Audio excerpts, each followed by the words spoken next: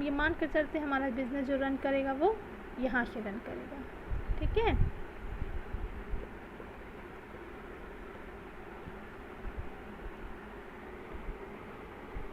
Break even analysis हमें ये भी बताता है कि वो कौन सा पॉइंट है कब कंपनीज़ को हमें प्रॉफिट मिला था और वो कौन सा पॉइंट है जब इन्हें लॉस हुआ था, ठीक है। तो ये बहुत ही इंपॉर्टेंट चीज़ है, इसको हम इस ग्राफ से देख रहे हैं, ठीक है।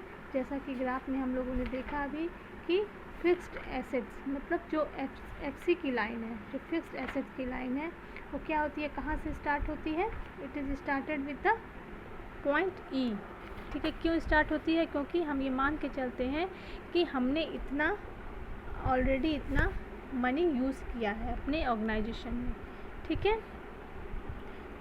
ये हमारा फिक्स्ड कॉस्ट का एरिया हो जाता है। एंड हमारा टोटल कॉस्ट कितना होगा जो हम बाद में यूज़ करते हैं, अब टोटल कॉस्ट में फिक्स्ड कॉस्ट और वेरिएबल कॉस्ट को इंक्लूड करके हमारा टोटल कॉस्ट की लाइन हमारी यहाँ से जाएगी, ठीक है। रेवेन्यू हम कहाँ से काउंट करेंगे, फ्रॉम बिगनिंग, ठीक है, इस पॉइंट से पता करेंगे हम। Then this is a revenue line, okay. Now this point where total cost is cut the total revenue line, which is called a break even point, means this is a BEP, ठीक है, break even point. क्योंकि यहाँ पे क्या है, हम देखेंगे इस लाइन से यहाँ देखेंगे हमारा टोटल कॉस्ट ज़्यादा है एंड हमारा रेवेन्यू कम है, ठीक है। तो ये पॉइंट हमारे लिए लॉस की पॉइंट होती है, ठीक है, लॉस होती है, ठीक है। ये है प्रॉफिट की लाइन, ठीक है। ये एरिया इस पॉइंट के बाद का जो एरिया होगा वो क्या होगा, हमारा प्रॉफिट का होगा, क्योंकि यहाँ रेवेन्यू की लाइन आप देख रहे हैं ज़्यादा है और यहाँ कॉस्ट की लाइन कम है, तो यहाँ हमारा प्रॉफिट एरिया होगा, ठीक है। और हम यहाँ देख पा रहे हैं यहाँ पे रेवेन्यू लाइन और टोटल कॉस्ट की लाइन एक दूसरे को कट कर रही हैं, तो ये पॉइंट ऐसा पॉइंट है जहाँ ना ही कंपनी को प्रॉफिट हो रहा है ना ही लॉस हो रहा है, ठीक है। तो हम कह सकते हैं ये जो क्यू लाइन है, ठीक है, ओ से क्यू तक की लाइन जो है ये क्या है, यहाँ पे ये लॉस हो गया और ये प्रॉफिट की लाइन हो गई। तो ये ब्रेक इवन एनालिसिस है, ये फिक्स्ड कॉस्ट हो गया, ये हमारा वेरिएबल कॉस्ट हो गया, ठीक है। तो ब्रेक इवन एनालिसिस भी कंपनीज करती हैं और ये जानने की कोशिश करती हैं कि क्या हमारी कंपनी वो कौन सा पॉइंट है, वो कौन सी कंडीशन है जब हमारी कंपनी को ना ही प्रॉफिट हो रहा होगा ना ही लॉस हो रहा होगा, ठीक है। तो they are analysing the break even analysis.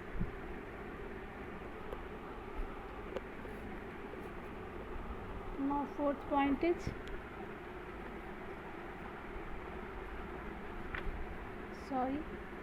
third point, I think so.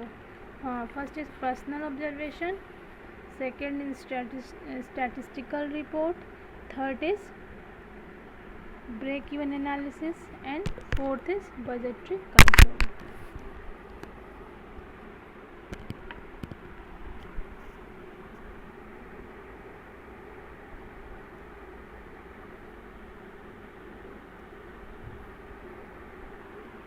Budgetary control, okay. Budgetary controls क्या होते हैं, budgetary controls can be defined as such techniques of managerial control in which all operations which are necessary to be performed are executed in such a manner so as to perform and plan in advance in the form of budget and actual result। Budget क्या होता है, budget भी क्या होता है, हम उसमें पहले से ही चीज़ों को क्या करते हैं, प्रिडिक्ट कर लेते हैं कि हमारा ओवरऑल जो भी खर्चे होंगे, जो भी चीज़ें होंगी वो कैसे होंगी। जैसे कि हम पहले से ही एक बजट बना लेते हैं, अगर हमारा कोई प्रोजेक्ट है फ्यूचर में 5 साल का या 10 साल का कोई प्रोजेक्ट है तो हम पहले से उस प्रोजेक्ट के लिए एक बजट प्रिपेयर कर लेंगे कि हम गिवन एक अमाउंट जो भी हमारे पास मान लीजिए एक्स अमाउंट है, उस एक्स अमाउंट को हम अपने प्रोजेक्ट में जो हमारा जेड प्रोजेक्ट है उसमें हम किस किस मदों में किस किस एरिया में क्या कितना अमाउंट हम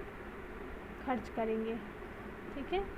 ये चीज़ें बजट हम पहले से ही बना लेते हैं कि इस एरिया में ये चीज़ें हम खर्च करेंगे।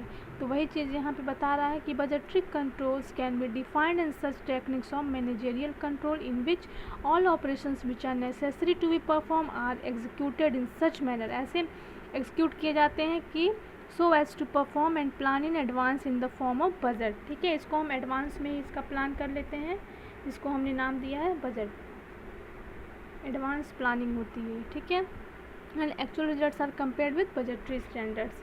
इसमें क्या होता है बजटरी कंट्रोल में, हमने जो अपना बजट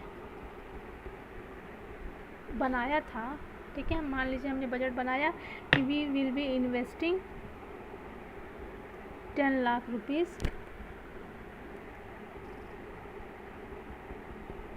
ठीक है, 10 लाख रुपीज़ हम इन्वेस्ट करेंगे अपने प्रोजेक्ट पे। ठीक है, तो जब हमारा प्रोजेक्ट बन गया, हमने उस प्रोजेक्ट पे जिस एरियाज़ में भी हमने सोचा था इसको इन्वेस्ट करने के लिए, अगर हमने उस एरिया में इसको इन्वेस्ट कर दिया है, देन आफ्टर दैट हम क्या करेंगे, अगर हमने 10 लाख का बनाया था बजट, ठीक है, और हमने टोटल 11 लाख ख़त्म कर दिए,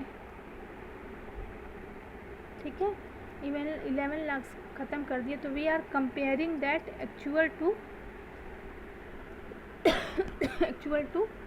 standard, and there we got that 1 lakh rupees will be investing more। ठीक है, 1 लाख रुपये एक्स्ट्रा खर्च हुआ है। ठीक है, और फिर अगर हमने केवल 9 लाख में ही हम अपना सारा काम अपने कंप्लीट कर लिया है, तो क्या होगा, हम देखेंगे कि 1 लाख का हमें प्रॉफिट है, यानी 1 लाख का हमने कम खर्चा किया है, यानी हमारा काम 1 लाख कम लगा और हमारा काम जैसा हम चाहते थे वैसा हो गया। ठीक है, Therefore, the budget can be defined as a quantitative statement prepared for a definite future period of time।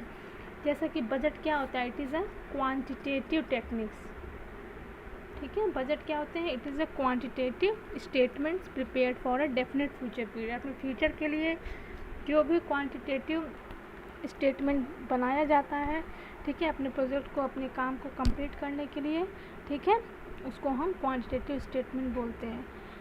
Purpose of obtaining a given objective, जो भी ऑब्जेक्टिव है उसको ऑब्टेन करने के लिए। It is also statement which reflects the policy of that particular period. The common types of budget used by an organisation, some of the type. Budget कई types के होते हैं। ठीक है, अब हम यहाँ देखेंगे कौन कौन से टाइप्स के बजट हैं।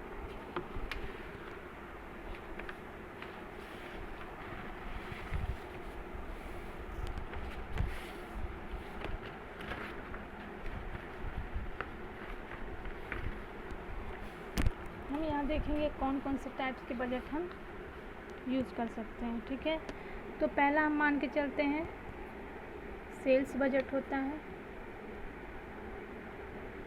ठीक है, second is production budget,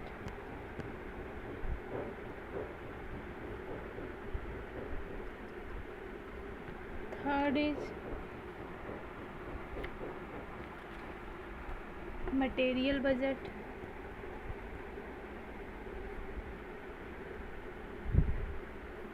fourth is cash budget,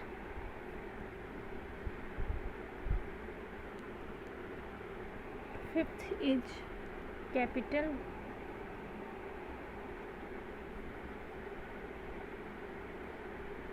ठीक है, पहला क्या हो गया, sales budget, production budget, material budget, cash budget and capital budget. अब हम देखेंगे कि इन सारे बजट्स में हम किन किन चीज़ों के रिगार्डिंग, जैसा नाम ही रिफ्लेक्ट कर रहा है कि जैसा नाम है हम उसी के रिगार्डिंग बजट बनाते हैं। सेल्स बजट क्या हो सकता है, सेल्स बजट में हो सकता है statement of what an organisation expects to sell in terms of quantity as well as value. ठीक है, इसमें किस के रिगार्डिंग बजट बन सकता है कि कोई भी ऑर्गेनाइजेशन, ठीक है, व्हाट एन ऑर्गेनाइजेशन एक्सपेक्ट, क्या एक्सपेक्ट करता है, कौन कितने अमाउंट में उसको फ्यूचर में सेल करना है अपने प्रोडक्ट को, ठीक है, उसके रिगार्डिंग वो ये सेल्स बजट बनता है। ठीक है, statement to what an organisation expect to sell, ठीक है, what an organisation expect to sell in terms of quantity. ठीक है, तो क्वांटिटी के टर्म्स में डिफाइन करेगा ना कि 1000 यूनिट हमें प्रोड्यूस करना है या 1 लाख यूनिट्स करना है, कितना करना है, उसके रिगार्डिंग ये they are making a sales budget. ठीक है, production budget, a statement of what an organisation plan to produce in the budget period. ठीक है, यहाँ तो हो गया सेल्स कितना टारगेट है, कितना सेल्स का, अगर 10,000 टारगेट है तो प्रोडक्शन भी उसी के अकॉर्डिंग होनी चाहिए। तो ये प्रोडक्शन से रिगार्डिंग सारे ये बजट्स बनाते हैं कि हमें what an statement of what an organisation plan to produce in, कितना प्रोडक्शन का प्लान है इसका।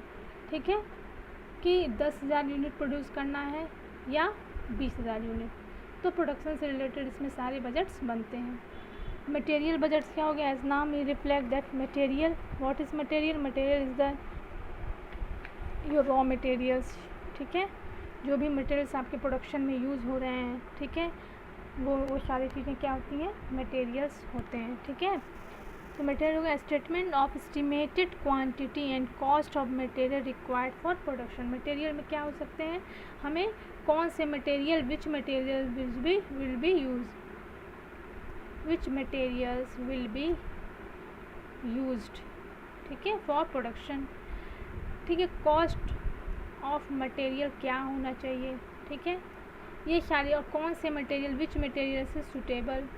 तो इसके रिगार्डिंग जो भी वो लोग बजट प्रिपेयर करते हैं वो क्या होता है, it is called N material budget. ठीक है, कैश बजट्स क्या होते हैं, anticipated cash inflow and outflow.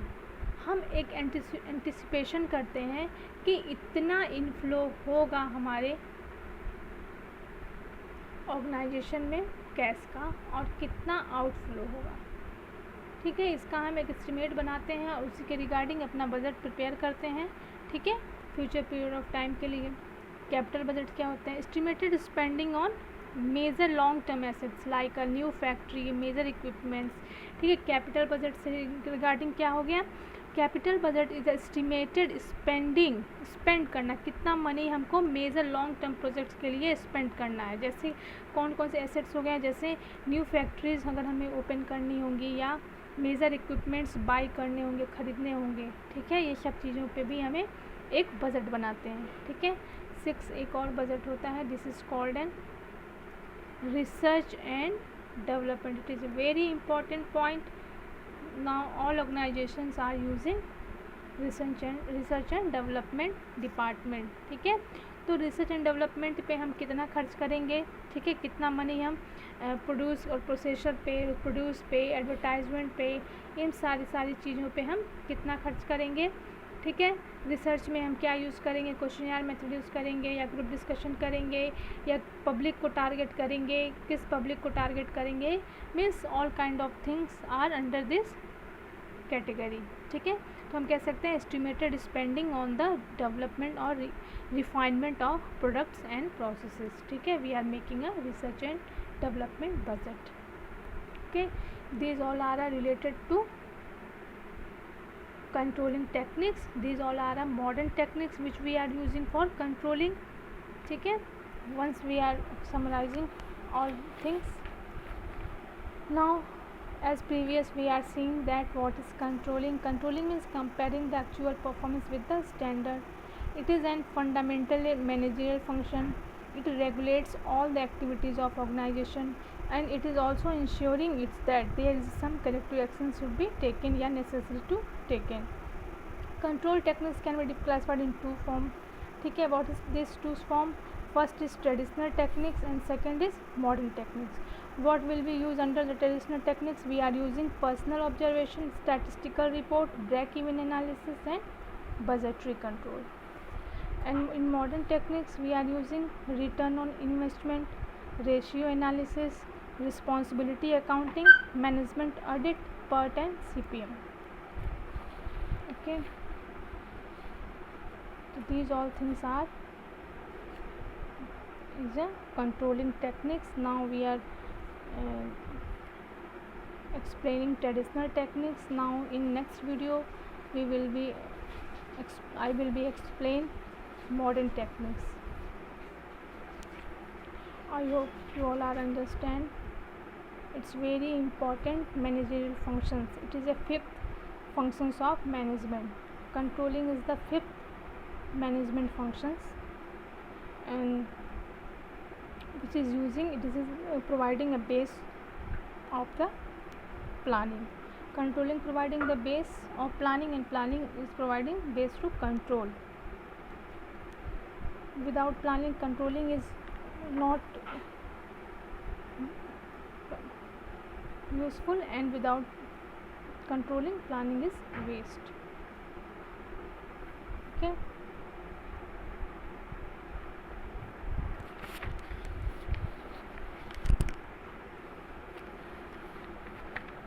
हमने यहाँ देख लिया है पर्सनल ऑब्जर्वेशन में क्या होता है, पर्सनली किसी भी चीज़ को ऑब्जर्व किया जाता है, वर्किंग इन्वायरमेंट को, वर्क एम्प्लॉइज़ को, ठीक है। सेकंड क्या था, स्टैटिस्टिकल रिपोर्ट, ये क्या करते हैं, graphical method, chart method, table से ये यूज़ करते हैं। एवरेज रेशियो, परसेंटेज कोरिलेशन निकालने के बाद they are using this things, they are making some statistical report with the using of graph, chart and tables. Break analysis, they are using break-even analysis in which they are trying to know that which point where organization gain no profit no loss, which point where companies can exist that where company gain neither profit neither loss nor a loss.